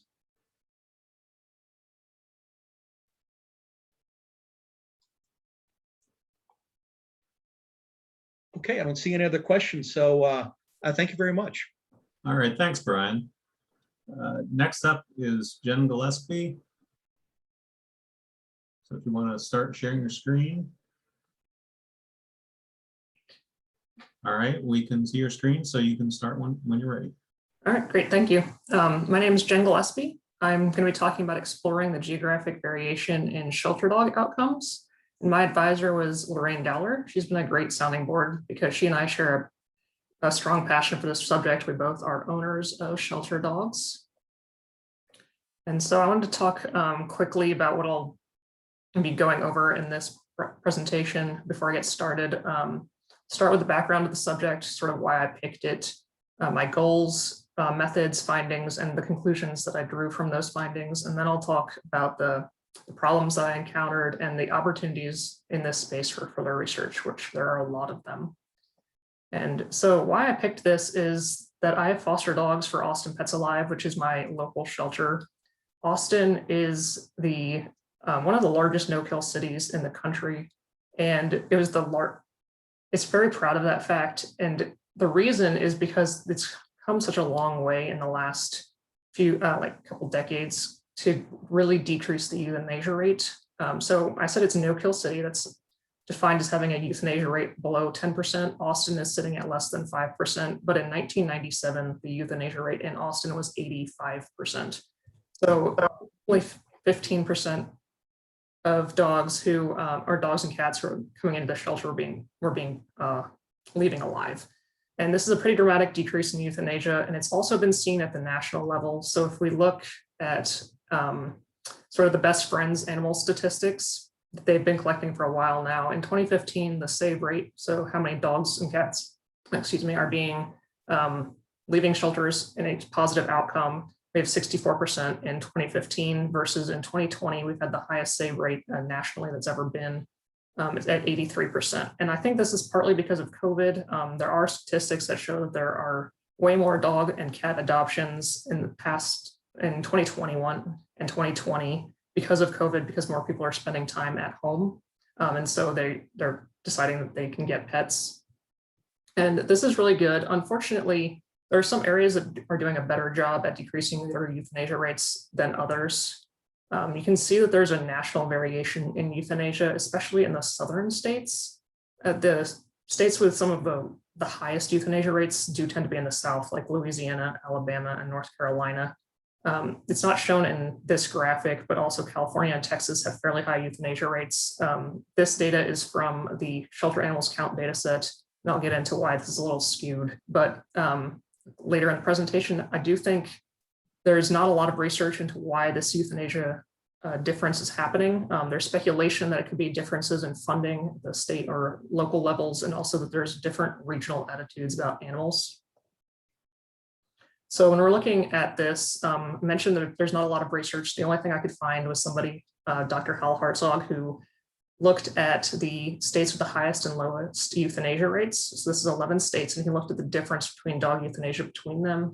And he compared it to state incomes. And he found that there's some correlation between income rates and euthanasia rates, but he didn't look at all 50 states. And he also, this is not a part of a peer-reviewed journal. This is simply an online article. So the problem that I see is that there's healthy adoptable animals dying in shelters. The euthanasia rates are varying nationally, and there's limited previous research. The goal for my study was to identify if there are human demographic factors which might be correlated with euthanasia rates, like income. And I think this matters because at the community and shelter levels, they should be putting out programs and outreach programs that can be specific to what's happening in their area. So if we know that there are demographic factors that are causing higher euthanasia rates, that might be able to be addressed and at the shelter level.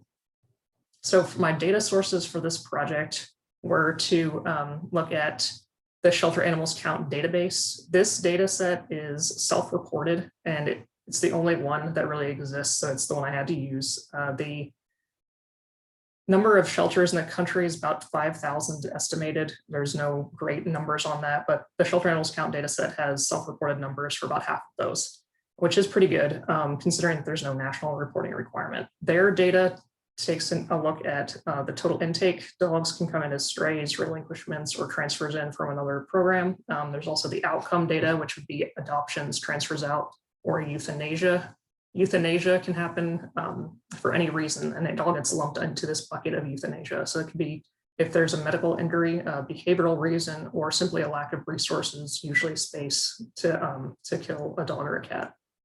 Because there's so much data in this database, I really had to narrow down my focus. So I'm only looking at dogs during my project. I chose to remove cats.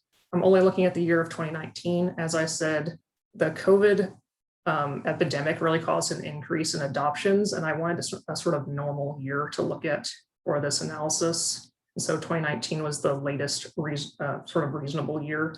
And then I also am looking at the euthanasia rate, which I define as the number of dogs euthanized per 1,000 people, and that was sort of to get it normalized. Some areas have higher euthanasia rate, more euthanasia simply because they have more dogs.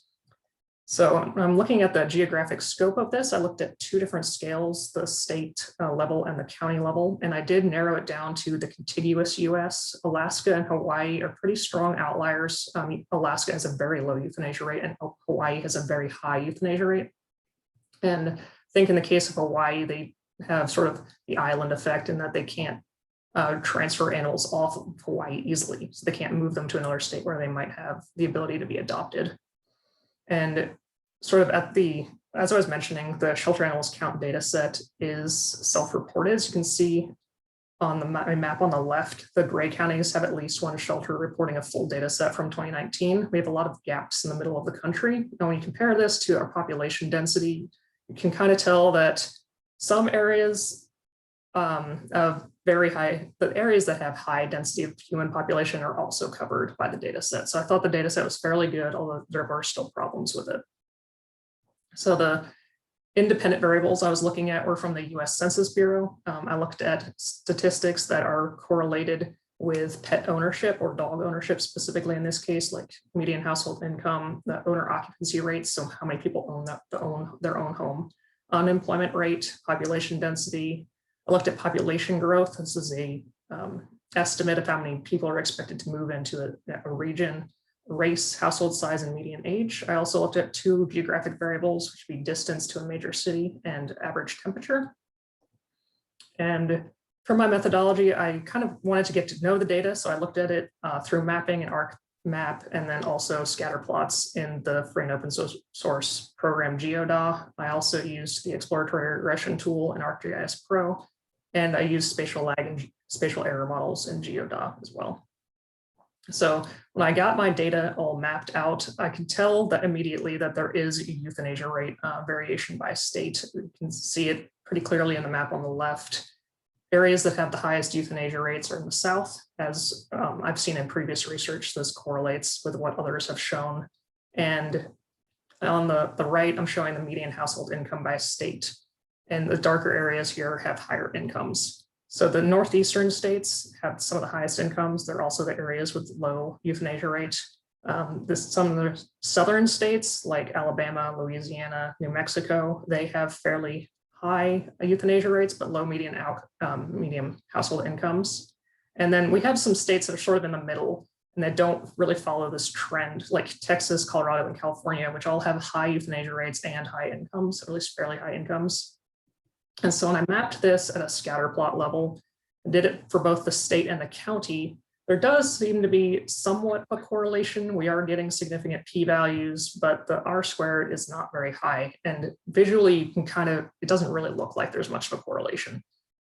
So when I started this, I was like, okay, median household income maybe is going to show a correlation. For other demographics that I mentioned getting from the Census Bureau, I really am not seeing any correlation at all. I mapped every single one of them and also looked at them in scatter plots, and there's absolutely no correlation in any of them.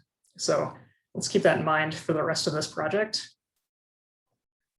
For the stray rate versus euthanasia rate, I started looking outside of demographics because I wasn't seeing much correlation there. And I thought, well, if there's areas with higher strays, that might be correlated with higher euthanasias. And sure enough, you can see there's pretty strong correlation, especially at the state level, between the stray rate and the euthanasia rate, and all of these values are normalized. So areas that have more stray dogs are also killing more dogs, and this makes common sense. Areas that have a higher shelter population are not going to be able to find as many homes for those animals, and they're going to have to do something with them. So keeping all of that in mind, sort of what's correlating, what's not correlating, I ran it through the exploratory regression tool in Arc Pro. Exploratory regression uses the ordinary least squares model to determine what combination of independent variables pass a series of statistical checks.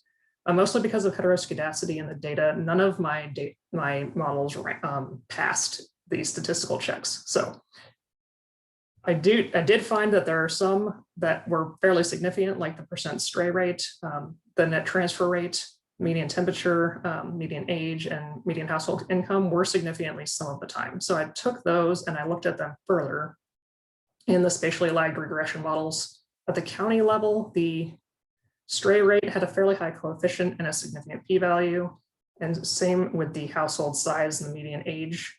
The income, we're not really seeing much of a correlation there, but I do want to point out that when I mapped the residuals of this, you can see that there's a fairly strong cone shape in the data, which is an indication of heteroscedasticity, meaning that the variables, the residuals are varying widely based on spatial location. And it also indicates that the results of this regression are not very reliable. So even though the Moran's eyes coming out is showing as not statistically like clustered, the heteroscedasticity in the model indicates that this isn't a reliable check. So I also looked at it at the state level, and we have better news here that the residuals are well distributed. The only two variables that were found to be statistically significant in correlation are stray rate and household size. So what does all of that mean? It means that The household size, which I use as a proxy for family size, is weakly negatively correlated with euthanasia rates. Also, the stray rate and the temperature do seem to be correlated with euthanasia rates. There's no surprise here. Areas that are going to have warmer summers and warmer winters are probably going to have more survival of puppies, and so they might have more strays in general.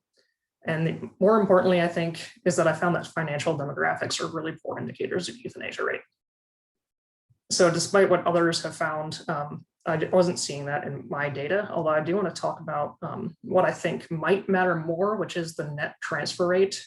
And this I defined as the outgoing transfers from an organization and minus the incoming transfers from an organization. So the states that are in green here have negative transfer rate, indicating that there's more animals coming in than there are leaving, and the vice versa for the red states, which are transporting animals generally to the north to have a better likelihood of finding a home for those dogs. And so areas with high stray rates tend to be, and higher euthanasia rates tend to be moving animals into the north. And I think this is part of the reason why we're showing a variation in euthanasia rates, and also why euthanasia rates have been decreasing, because shelters are taking it upon themselves to fix the problem. So I mentioned that I had a lot of heteroscedasticity in my data. I also had issues with the correlation between independent variables. The SAC data, as I mentioned, is also self-reported, which I think is artificially decreasing the euthanasia rate. So when I compared it to the best friends data, which only provides a save rate percentage, you can see that the shelter animals count save rate is a lot higher than the best friends save rate. And I think this is partially because the shelter animals count doesn't have as many data points in it. And because it's self-reported, areas that are going to have high euthanasia rates may be less likely to report. They may also be areas that are struggling the most on resourcing and may not be keeping track of all of their numbers. And therefore, even if they wanted to report, they may not be able to. So other issues I had was that my model was most likely misspecified. So I'm going to be missing some of the explanatory values, which is to be expected in such a complex system like this. And some opportunities for further research are using different geographic scales, looking at smaller regions or just one region at a time, investigating the role of the transfer programs, comparing animal shelter statistics with human health outcomes. It's been studied that areas that do poorly for humans also do poorly for pets. Compare multiple years, including COVID data, or exploring correlation between cat data and dog data, or just maybe looking at cat data by itself. And then with that, I am done, and I would like to take any questions. All right, thanks, Jennifer. That was a very, very interesting presentation. Looks like you have a question in the chat window. Oh, well, I guess oh, there's one. Sorry, 1 second, I just gotta stop sharing so I can see that. Given the spatial variability, I wonder if you considered using other methods to account for that, such as geographically weighted regression. Yes, that's an excellent question. I did look at trying to use geographically weighted regression, but because of the sort of the spatial correlation that I was finding in my independent variables, ArcPro wouldn't even run the tool. So it was basically telling me that this is not a good approach.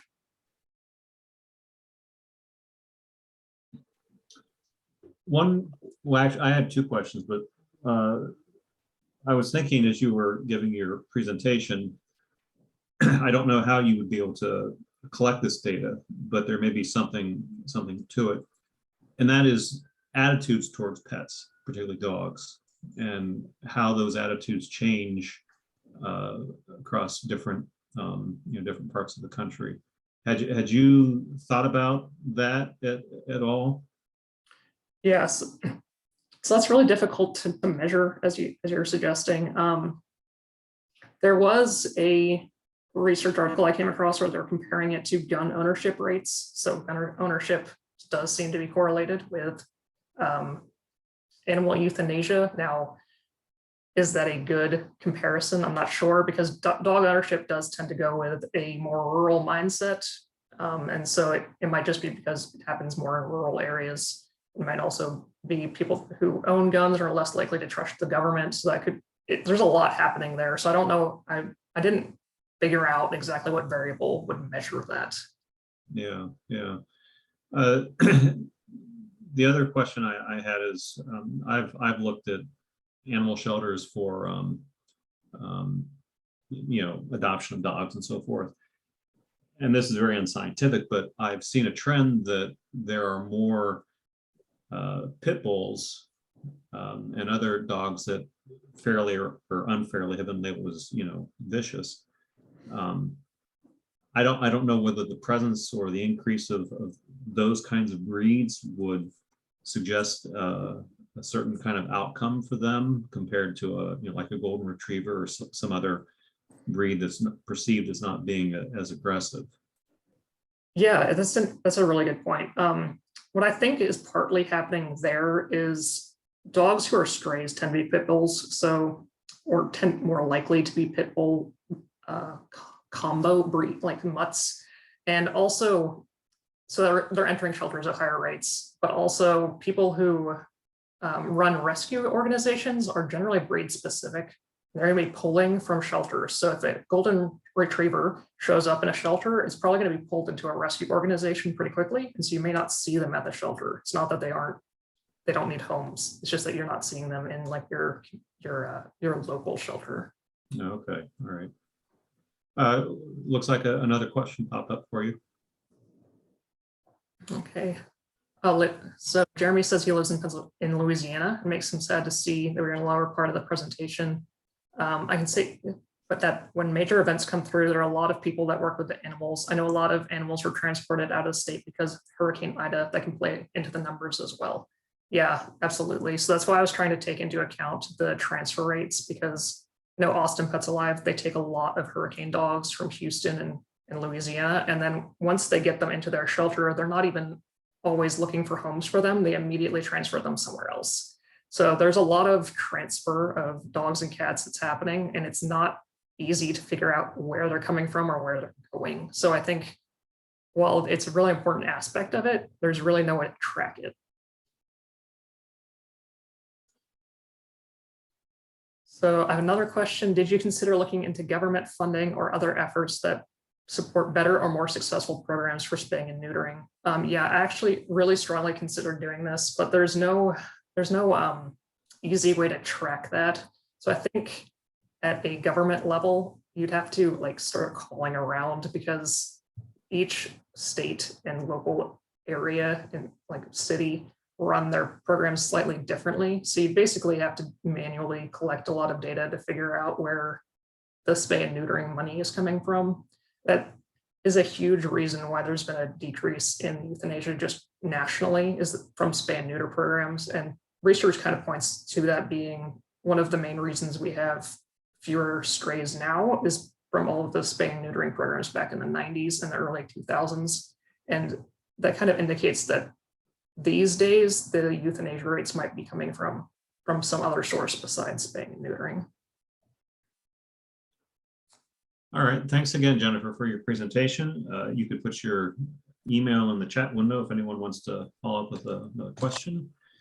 And moving forward, we have our final presenter for the day, and this is Brooke.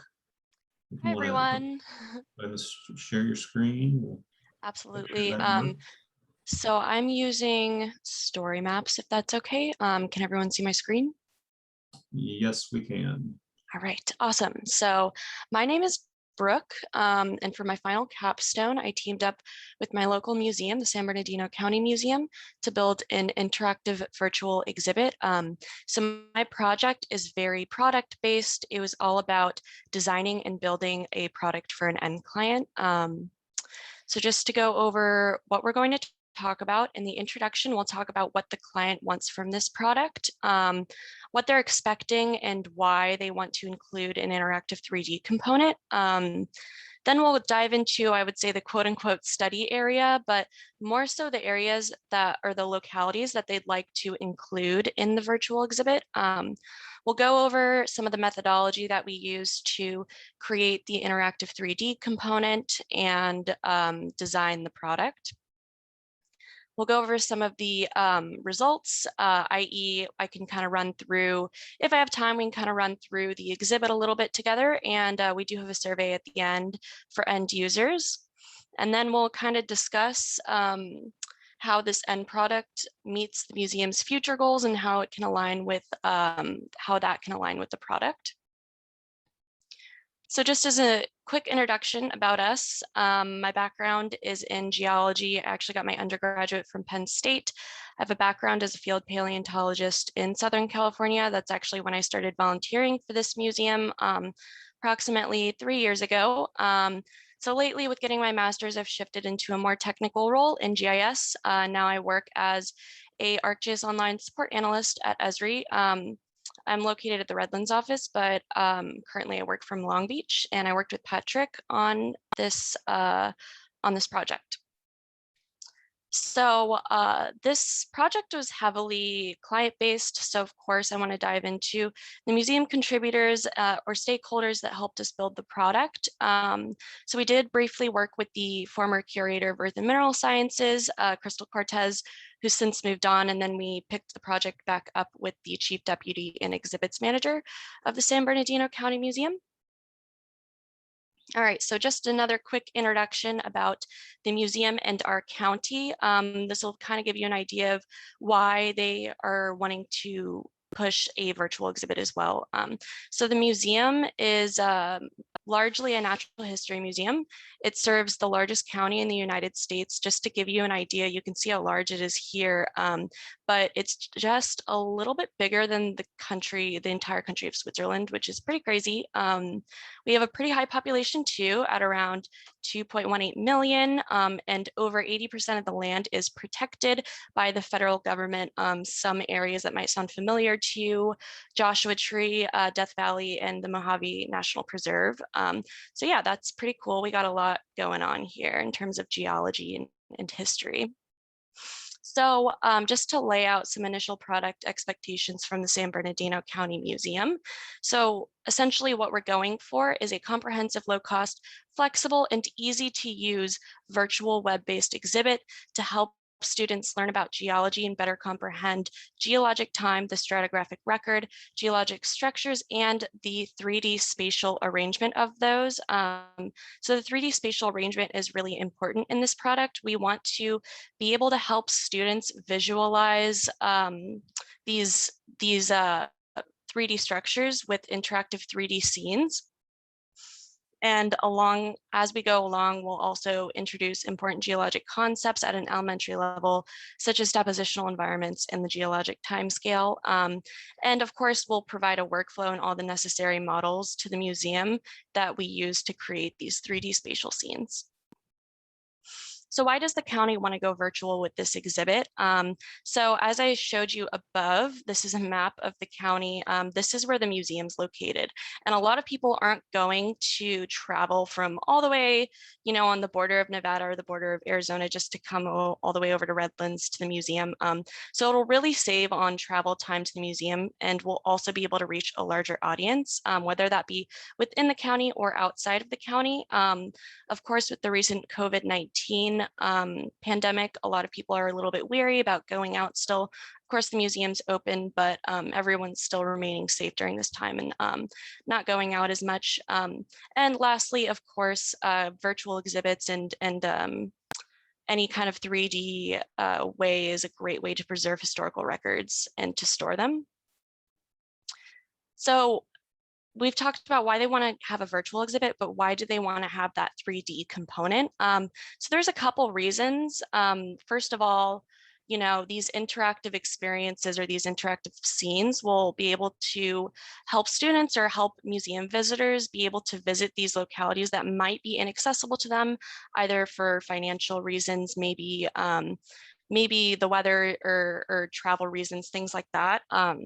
There have been a lot of studies that show that students are able to absorb more information and able to understand 3D concepts when they're presented in a 3D sense in general education.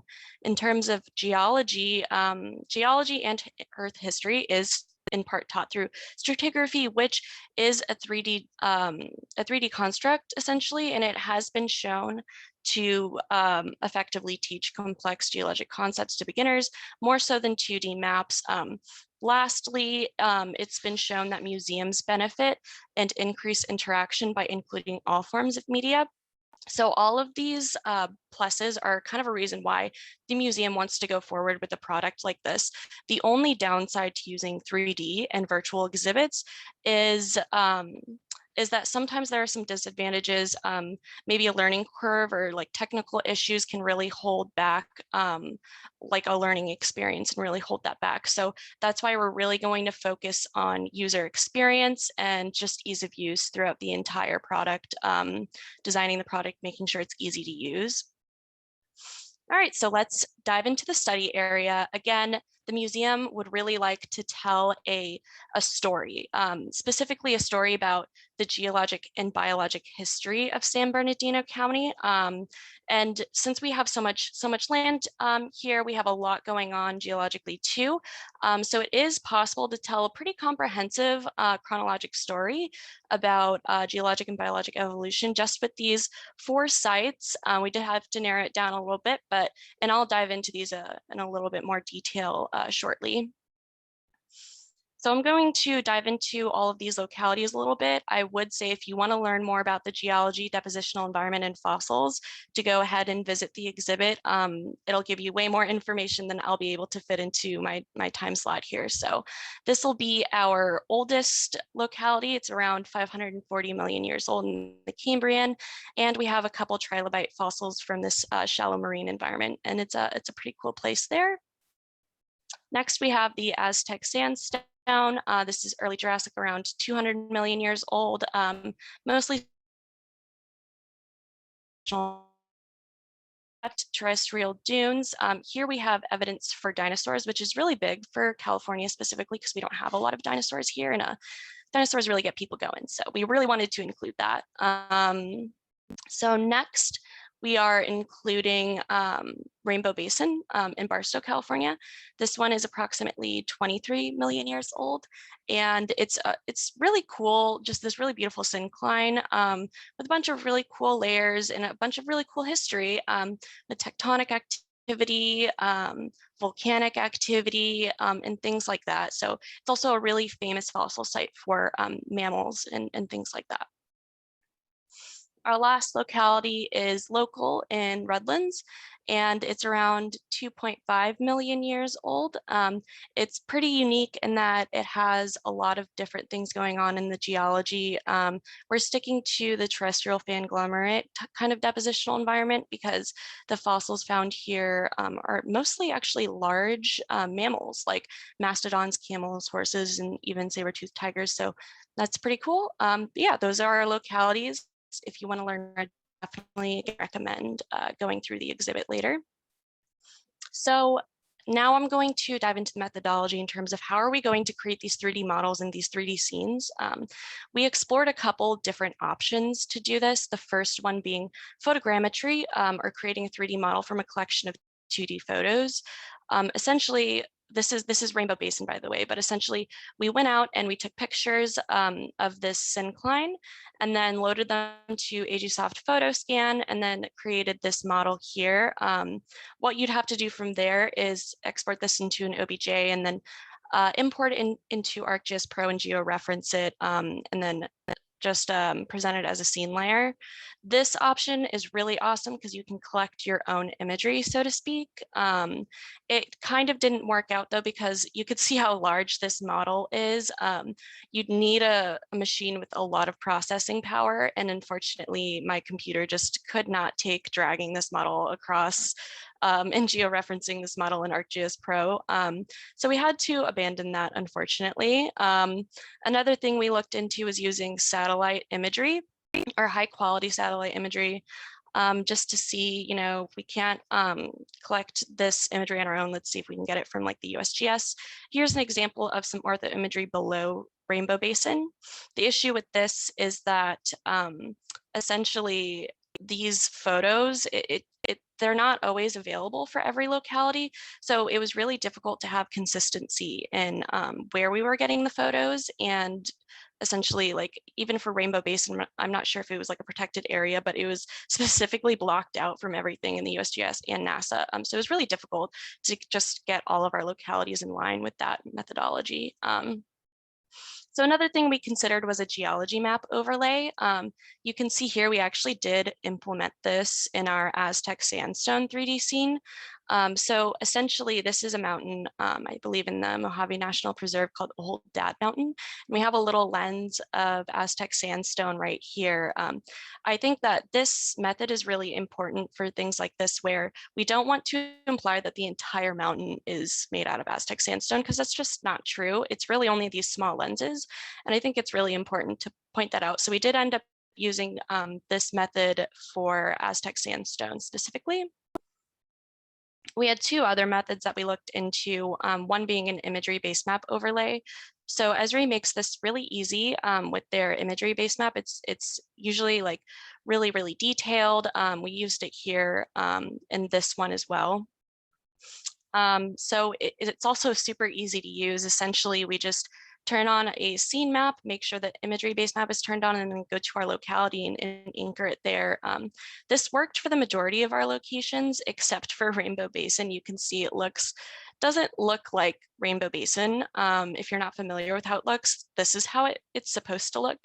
So this wasn't going to work for Rainbow Basin specifically, just because there's a lot going on in this locality. And so it just didn't really capture that the way we wanted it to. So how did we fix that? So Google Street View in 360-degree imagery, there's actually, Google offers this crowdsourced option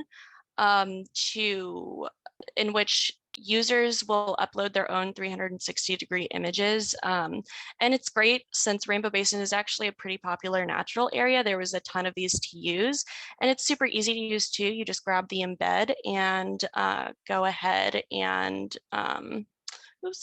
go ahead and embed that into the story map. So we went ahead and did that. So moving on to the methodology of website design, like I said, we're telling a chronological story of geologic time and biologic time.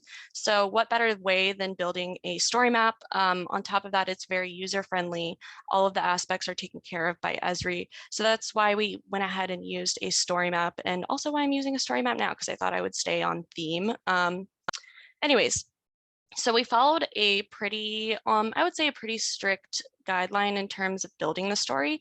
We started out with some background information explaining the geologic timescale, and then we dove into each locality, starting from oldest and moving to youngest.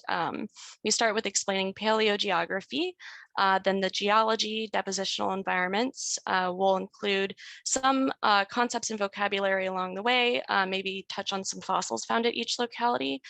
Some of them have an artistic environmental reconstruction included. Some of them don't, just because one big challenge in this project was making sure that all of our images were royalty free, or we had permission to use them, since this product is actually being distributed by the museum.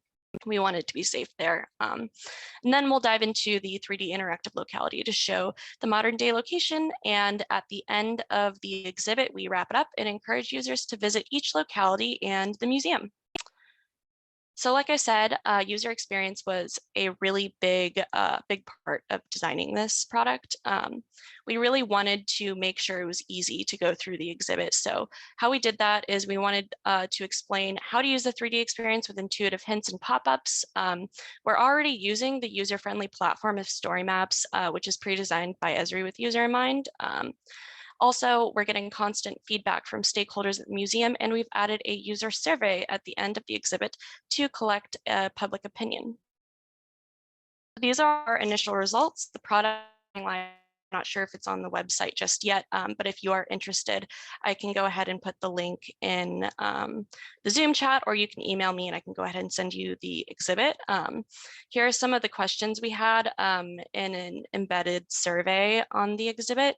Overall, we had three 3 survey responses, and overall using Exhibit, we had 5 out of 5 stars, which is great. Ease of use for 3D models, we had a 4.65 out of 5, which is also pretty great. We had 2 questions that wanted to touch on our learning objectives, specifically how are you leaving this exhibit in terms of knowledge of the geologic timescale and knowledge of geologic and biologic history? We had a 20% increase reported for knowledge on the geologic timescale and a 40% increase on knowledge of geologic and biologic history of San Bernardino County. Lastly, I had everyone rate the overall educational impact that the exhibit had, and it was 4.65 out of 5. So this is a look at the final product. I'd love to dive into this if we have time, but first, let's just go over the discussion quickly. So essentially with this final product, we really wanted to lay the foundation that San Bernardino County Museum needed to use the materials to provide and create a more interactive and immersive exhibits, maybe in-person exhibits. So although there were a couple changes made throughout the project, the museum and the museum goers are happy with the final product. Overall ratings of the product and user experience are positive. Overall ratings and understanding of the material are positive. In the end, we're providing the museum with 4 3D scenes in the form of an SLPK, a map of the study areas, and the story map, all hosted on their own ArcGIS Online account. We also wanted to provide some 3D reconstructions of fossils collections, but this would require a new curator, so that was pushed back, unfortunately. But for future applications, the museum really wanted to drive also having this be able to be incorporated in their future ideas in terms of incorporating AR into their exhibits. And we think that especially with us providing them a workflow of being able to do these things on their own, they will be able to incorporate that in the future, and that's awesome. So before we dive into questions, if you don't mind, I know I'm running a little bit slow, but I thought I'd take everyone through the exhibit. We'll skim through it a little bit. So essentially, this is the end product right now. I took these pictures. Actually, this is Joshua Tree, and I think this is. So I reached out to this artist, and they allowed us to use this geologic timescale, which is really awesome. They were really cool about that.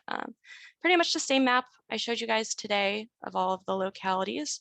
Then we dive into each geography, construction, and then some fossils. And so here's an example of one of these interactive scenes. And as you can see, you can kind of look around.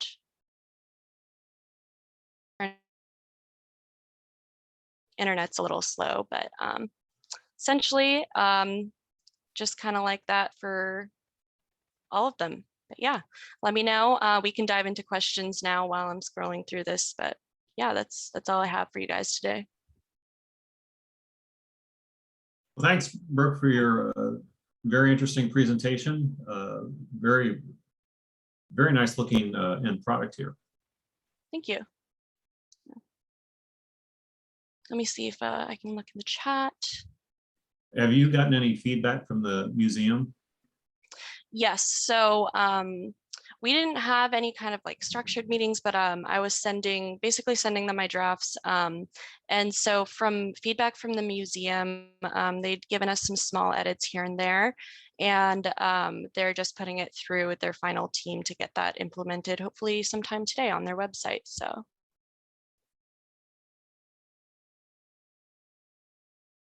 It looks like you have a question in the chat window.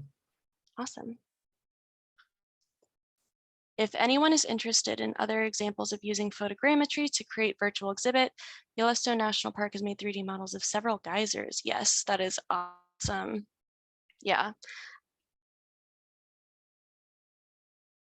Yeah, we definitely wanted to go that route because it would have meant that we had our own imagery and things like that. But just with the processing power, we would have needed more tools to do that. All right. I think we're at the end here, I guess. I'd like to take this time to thank all of our presenters and the advisors who worked with them to create such interesting capstone presentations. We will be back here Tuesday next week for another round of 596B presentations. So I hope to see you then. Enjoy the rest of your week, and we'll see you later. Bye, thank you. Thank you very much. Bye.